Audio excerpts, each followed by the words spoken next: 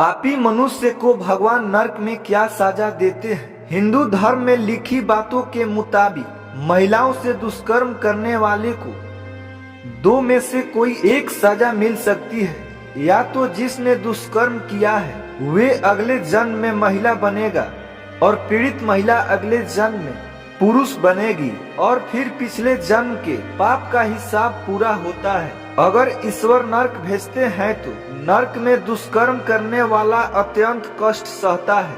सबसे पहले तो नरक में दुष्कर्म करने वाले जंजीरों से जकड़ा हुआ रहता है और फिर एक सांप बार बार उस दुष्कर्म के निजी अंग को अपने नुकीले दांतों से काट कर खाता है, जिससे बुरी आत्मा को अत्यंत पीड़ा होती है और यह पीड़ा वे बार बार सहन करता है। इस पीड़ा का कोई अंत नहीं है।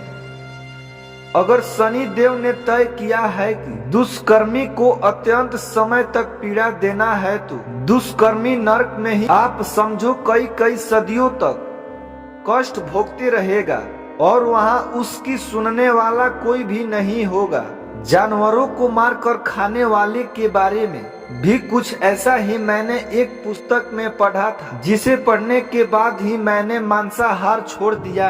उसमें लिखा था, जानवरों को मारकर खाने वाले का नरक में जानवर ही शिकार करते हैं। शनि देव का दंड है, जो जीवित रहते जानवर खाएगा, जानवर उसकी आत्मा को मरने के बाद नोच नोच कर खाएंगे। नरक के बारे में कुछ इस तरह से वर्णन है। एक घना जंगल है जहां हमेशा अंधेरा रहता है। उस जंगल की कोई सीमा नहीं है, वे जंगल कभी खत्म नहीं होता।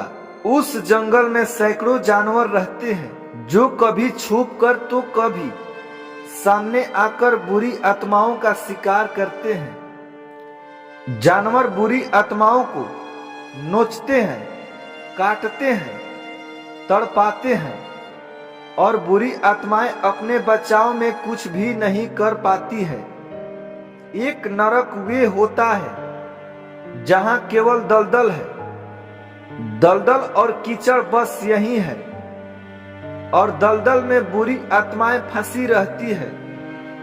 उसी दलदल में कीड़े मकोड़े, केचुए और तरह तरह के जीव भी होते हैं, जो बुरी आत्माओं को परेशान करते हैं। ऊपर आसमान से खून की बारिश लगातार होती रहती है।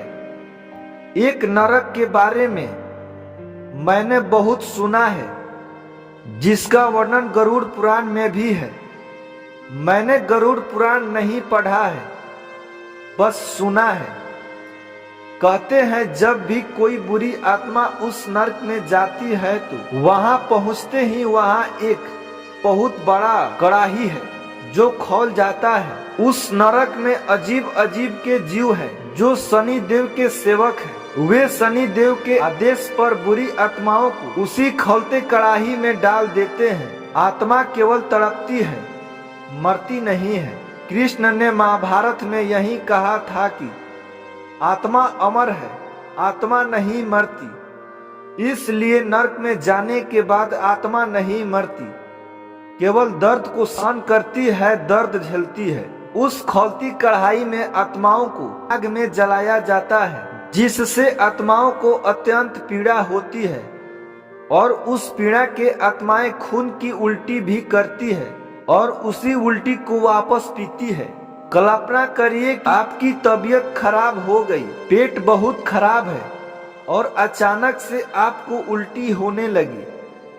अब उल्टी करने के बाद अगर आपसे कहा जाए कि इस गंदगी को वापस खाओ तो यही नरक में होता है। नरक भी एक प्रकार का नहीं होता। मैंने पढ़ा था कि 10 प्रकार के नरक होते हैं। सभी नरक में अलग अलग तरह की सजाएं दी जाती है। किसी नरक में आत्माओं को आग में जलाते हैं, किसी में आत्माएं जंगल में फंसी रहती है और किसी नरक में कीचड़ में फंसी रहती है। एक नरक ऐसा भी होता है जहां केवल शैतान होते हैं। शैतान बुरी आत्माओं को तड़पाते हैं और उन्हें अपना गुलाम बनाते हैं। मैं फिलहाल इतना ही बता सकता हूं।